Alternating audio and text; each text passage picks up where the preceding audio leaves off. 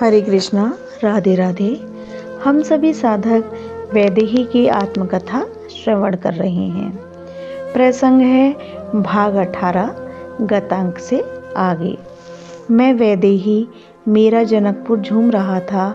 मेरे जनकपुर में देवों और देवियों के आने की लाइनें ही लग गई थीं। बाजे गाजे तो बजते ही रहते थे। मेरे जनकपुरवासी उन दिनों जब सुबह उठते थे तो मांगों में फूल बिछे हुए पाते, और आश्चर्य ये था कि ये फूल भी इस पृथ्वी के नहीं थे, क्योंकि उनकी सुगंध ही दिव्य थी, कुछ अलग। सियाजू सियाजू, मेरी सखी पद्मा दौड़ती हुई आई थी। उसकी सांसें चढ़ी हुई थी। वो सांसें लेते हुए भी बोल रही थी और सांसें छोड़ते हुए भी। महाराज व्यवस्था में व्यस्त हैं सियाजू, क्योंकि अयोध्या से बारात चल दी है। वो अब हंसने लगी, खूब हंसे जा रही थी। अरे बोल भी, क्या हुआ, इतना क्यों हंस रही है? मैंने पद्मा से पूछा था। सियाजू, ये पहली बारात होगी जो बिना दूल्हा की है। फिर हंसने लगी। और पता है सियाजू, मैं जब महाराज के पास से होकर गुजर रही थी तब एक दूत आया था महाराज के पास, और मैं भी खड़ी हो गई सुनने के लिए कि अयोध्या की बारात के क्या समाचार हैं। पगली है क्या पद्मा, तू इतना हंस क्यों रही है? मैंने उसे डांटा, पर पद्मा है कि हंसे ही जा रही है। अरे सियाजू, आप भी सुनोगी ना तो हंसोगी। वो दूत बता रहा था महाराज को, और महाराज भी अपनी हंसी नहीं रोक पाए। अब बता क्या हुआ ऐसा? मैंने पूछा। सियाजू, बारात चली है अयोध्या से। गणेश गौरी शंकर इन सबको प्रणाम करके, इनका पूजन करके बारात निकल तो गई, पर पेट पकड़कर हंसने लगी थी पद्मा। मारूंगी पद्मा तुझे, बता फिर क्या हुआ आगे?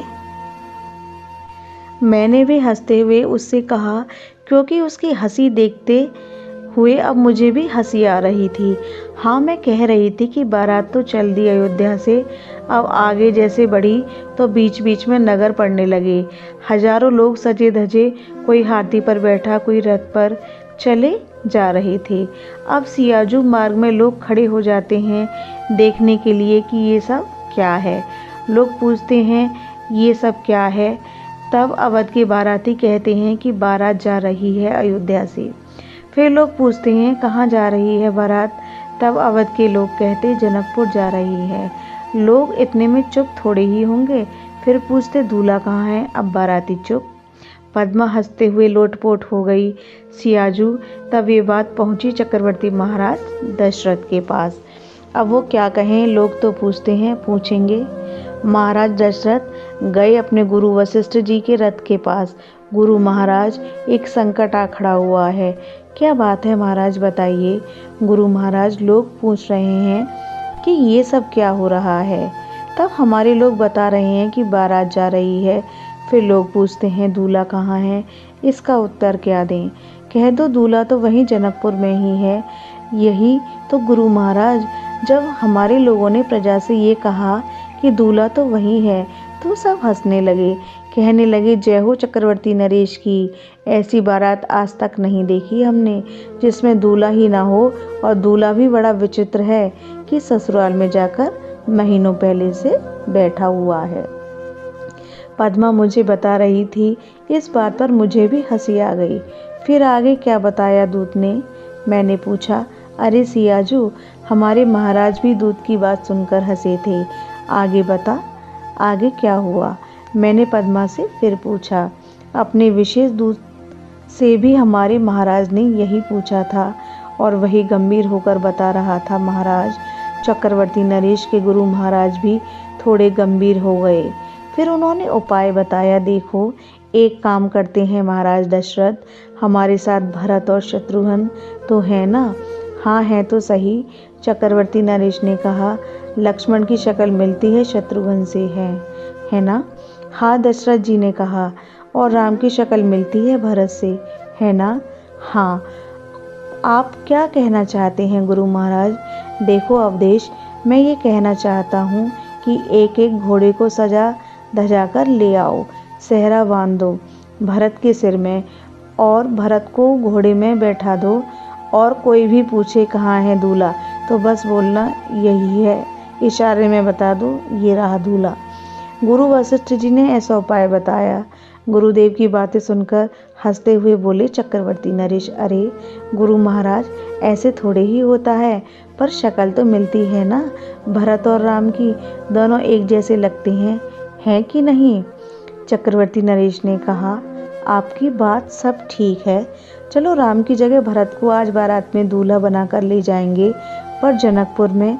वशिष्ठ जी ने कहा, जनकपुर आने से पहले ही उतार देंगे भरत को घोड़े से।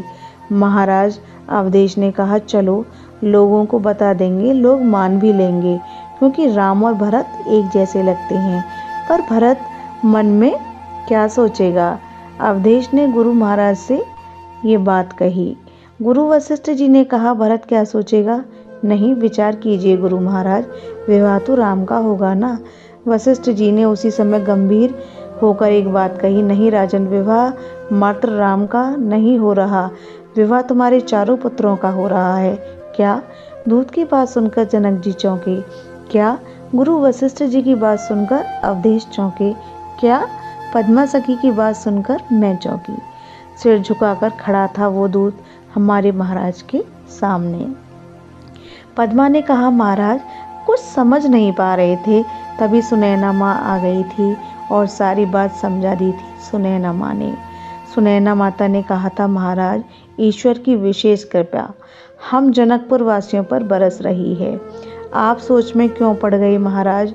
हमारे यहाँ भी तो सिया के अलावा मांडवी, श्रुत कीर्ति, उर्मिला है तो सही। बस इतना क्या सुना, हमारे विदेहराज ने उस विशेष दूत को अपने गले का हार उतार कर दे दिया। आनंदित हो उठे हमारे महाराज सियाजू। पद्मा ने मुझे ये सब बातें बताईं। मैं प्रसन्नता से भर गई, मैं बहुत खुश हो गई थी। मैंने सबसे पहले पद्मा को अपने हृदय से लगाया, फिर मेरे नैनों से अश्रु गिरने लगे थे। पद्मा में सोच रही थी कि मैं ही जाऊंगी अकेली अवध। जाना तो अकेले ही पड़ता है ना अपने ससुराल, पर ये तो कितना अच्छा हुआ ना, मेरी बहनें भी मेरे साथ जाएंगी। क्या अच्छा हुआ जीजी, जरा हमें भी तो सुनाओ। मेरी सबसे लाडली बहन उर्मिला उछलती हुई आ गई थी। अब तेरी चिंता भी खत्म हो गई उर्मिला, मेरी सखी पद्मा उर्मिला से बोली। मेरी क्या चिंता, अब तू भी खुश हो जा। क्या हुआ? पर बड़ी मासूमियत से बोली थी उर्मिला। लक्ष्मण से अब तेरा विवाह होगा। जीजी देखो ना, ये सब मुझे छेड़ती रहती हैं। तब मैंने उर्मिला को अपने अंक से लगाया था और उससे बोली थी मैं, हाँ उर्मिला, हम चारों बहनें एक साथ विदा होंगी। शर्मा कर भाग गई थी उर्मिला। मैं बहुत खुश हूँ आज पद्मा, हम चारों बहनें विदा होंगी, हम चारों साथ रहेंगी। पद्मा, ए पद्मा, क्या हुआ बोलना। पद्मा रो उठी थी और मेरे हृदय से लग गई थी। सियाजू, आपके जाने के बाद इस जनकपुर का क्या होगा, हमारा क्या होगा? मैंने पद्मा को देखा, वो अभी से विदाई के बारे में सोचने लगी थी। यह प्रसंग अब यहीं विश्राम लेता है। हरे कृष्णा, राधे राधे।